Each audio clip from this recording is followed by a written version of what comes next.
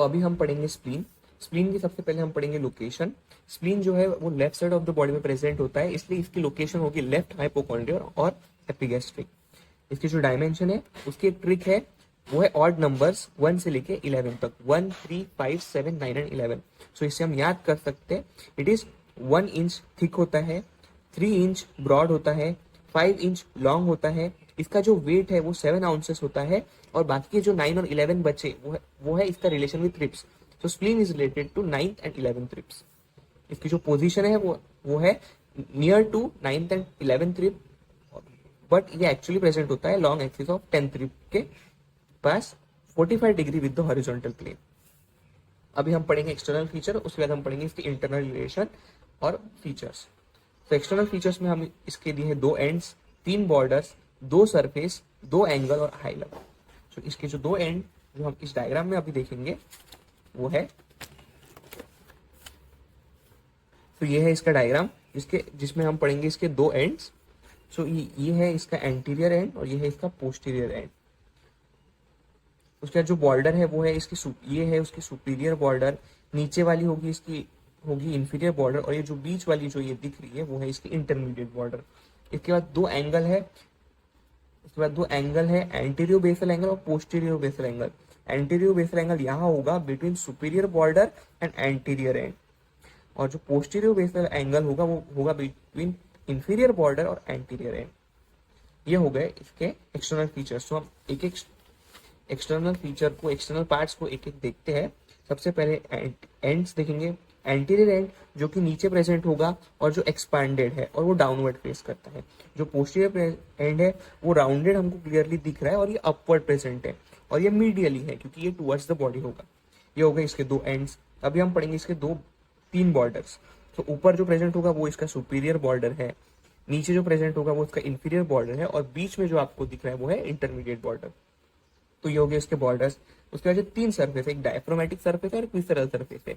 ऊपर वाला जो सरफेस है वो इसका डायफ्रामेटिक सरफेस है क्योंकि स्प्लीन के जस्ट ऊपर डायफ्राम होता है, तो ये है डायफ्रामेटिक सरफेस। उसके बाद है ये विसरल सरफेस जो कि विसरल ऑर्गन्स यानी सॉफ्ट ऑर्गन्स के साथ रिलेटेड होगा, इसलिए ये इरेगुलर होता है और ये रफ होता है क्योंकि इसमें वेरियस सॉफ्ट ऑर्गन्स के इंप्रेशंस प्रेजेंट होते हैं। जो डायफ्रामेटिक सरफेस है वो क्लियरली दिख रहा है कि कॉन्वेक्स होगा और ये स्मूथ है क्योंकि इसमें कोई इंप्रेशन नहीं होता है। जो विसरल सरफेस है वो कॉनकेव होगा और इरेगुलर या फिर रफ होगा क्योंकि इसमें विसरल ऑर्गन्स के हमें इंप्रेशन मिलेंगे। एंगल्स एंटीरियर बेसल एंगल और पोस्टीरियर बेसल एंगल। जो एंटीरियर बेसल एंगल होगा वो सुपीरियर बॉर्डर और एंटीरियर एंड के बीच में होगा, और जो पोस्टीरियर बेसल एंगल है वो इंफीरियर बॉर्डर और एंटीरियर एंड के बीच में होगा। उसके बाद हम पढ़ेंगे हाइलम।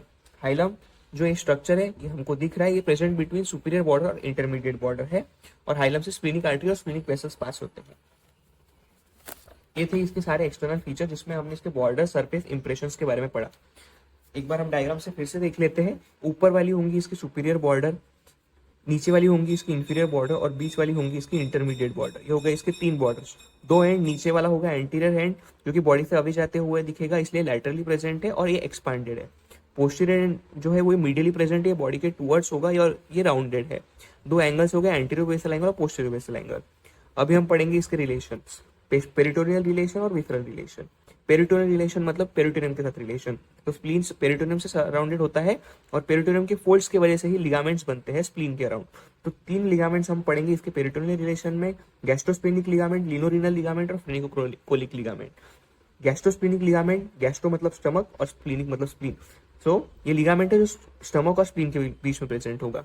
लिनोरिनल लिगामेंट, रीनल मतलब किडनी, लिनो मतलब स्प्लीन। सो ये लिगामेंट स्प्लीन और किडनी के बीच में प्रेजेंट होगा। फ्रेनिकोकोलिक, फ्रेनिक मतलब फ्रेनिक मसल जो कि डायफ्राम में प्रेजेंट होते हैं, और कोलिक मतलब कोलोन मतलब इंटेस्टाइन। तो ये वो लिगामेंट है जो डायफ्राम और कोलोन के बीच में होगा। सो इसमें स्प्लीन तो आया ही नहीं, ये इसलिए दिया है क्योंकि ये स्प्लीन को सपोर्ट प्रोवाइड करता है। ये था पेरिटोनियल रिलेशन में जिसमें हमने 3 लिगामेंट पढ़े।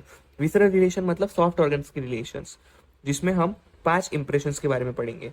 इंप्रेशंस मतलब सॉफ्ट ऑर्गन का कोई स्ट्रक्चर यहाँ आके अटैच होता है जिसकी वजह से इसके ऊपर इंप्रेशंस बनता है, जो कि बहुत इंपॉर्टेंट है। तो इसमें हम 5 इंप्रेशंस के बारे में पढ़ेंगे। सबसे पहला है गैस्ट्रिक इंप्रेशन। गैस्ट्रिक मतलब स्टमक, मतलब गैस्ट्रिक इंप्रेशन वो है जो स्प्लीन के ऊपर बनता है। इसका यही मतलब है कि स्टमक का स्प्लीन के ऊपर इंप्रेशन। तो स्टमक के कौन से पार्ट का इंप्रेशन बनता है? फंडस ऑफ स्टमक का यहाँ इंप्रेशन बनता है, और ये है गैस्ट्रिक इंप्रेशन का रीजन। सो हमको दिख रहा है कि गैस्ट्रिक इंप्रेशन बनेगा सुपीरियर बॉर्डर और इंटरमीडिएट बॉर्डर के बीच में। उसके बाद हम पढ़ेंगे रीनल इंप्रेशन। रीनल इंप्रेशन मतलब किडनी का इंप्रेशन स्प्लीन में। सो ये यहाँ प्रेजेंट होता है। सो रीनल इंप्रेशन किडनी के लिए होता है। कौन से किडनी के लिए होगा? लेफ्ट साइड ऑफ किडनी पे। क्यों? क्योंकि जो स्प्लीन है वो लेफ्ट साइड में प्रेजेंट होता है, इसलिए जो रीनल इंप्रेशन होगा वो भी लेफ्ट किडनी का होगा।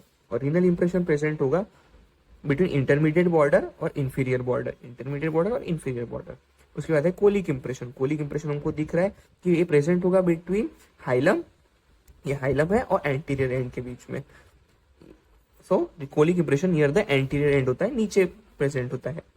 उसके बाद में पैनक्रियाटिक इंप्रेशन। पैनक्रियाटिक इंप्रेशन मतलब पैनक्रियास का स्प्लीन पे इंप्रेशन। तो पैनक्रियाटिक इंप्रेशन ये है। ये पैनक्रियाटिक इंप्रेशन इसलिए है क्योंकि टेल ऑफ पैनक्रियास यहाँ आके अटैच होता है और ये प्रेजेंट होता है बिटवीन हाइलम और एंटीरियर एंड। ये पैनक्रियाटिक इंप्रेशन हमको दिख रहा है जो हाइलम और कोलिक इंप्रेशन के बीच में है।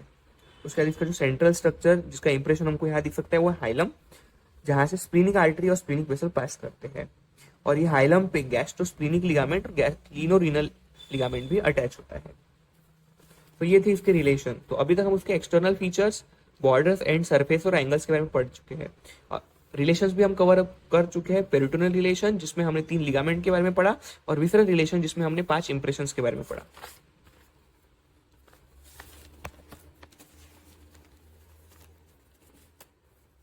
सो अभी तक हमने जो विसरल रिलेशंस में जो इंप्रेशन देखे वो हमने डायग्रामेटिकली देख लिए थे।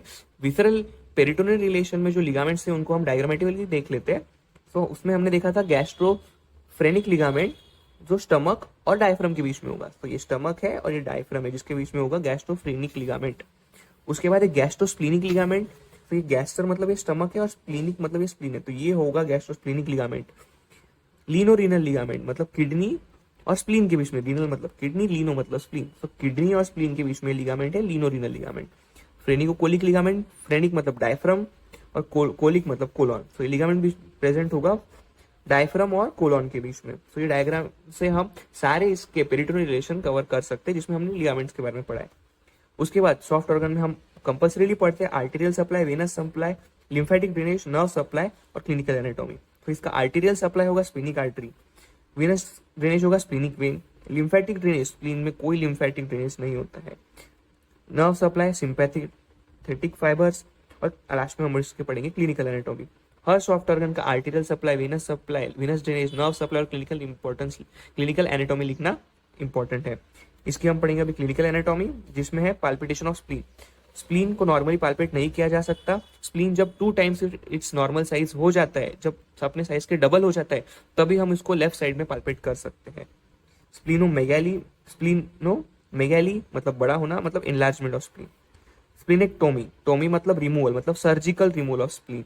स्प्लीनिक पंक्चर मतलब स्प्लीन को हम लेफ्ट में 9th और 10th इंटरकोस्टल रिब्स के बीच में पंक्चर कर सकते हैं, क्योंकि हमने स्टार्टिंग में पढ़ा है कि जो स्प्लीन का जो रिलेशन है वो 9th और 11th रिब्स से है। सो स्प्लीन को अगर हमको पंक्चर करना है तो इसी के बीच में पंक्चर करना होगा, वो होगा 9th और 10th लेफ्ट इंटरकोस्टल स्पेस। उसके बाद लास्ट पॉइंट इसकी क्लिनिकल एनाटॉमी में यही है स्प्लीनिक इन्फाक्शन। इन्फाक्शन ये जनरल टर्म है कि inadequate blood supply. Infarction means inadequate blood supply to any organ. So spleen को इनएडिक्वेट ब्लड सप्लाई हो रहा है, जिसके वजह से इसका जो रेफर्ड पेन होगा वो लेफ्ट शोल्डर में होगा। मतलब अगर आपको लेफ्ट शोल्डर में पेन हो रहा है, इसका मतलब स्प्लीन में कोई ना कोई प्रॉब्लम हो सकती है, जिसको हम बोलेंगे कर्स साइन। स्प्लीनिक इन्फेक्शन की वजह से लेफ्ट शोल्डर में पेन होता है, जिसको हम बोलते हैं कर्स साइन। तो ये था स्प्लीन।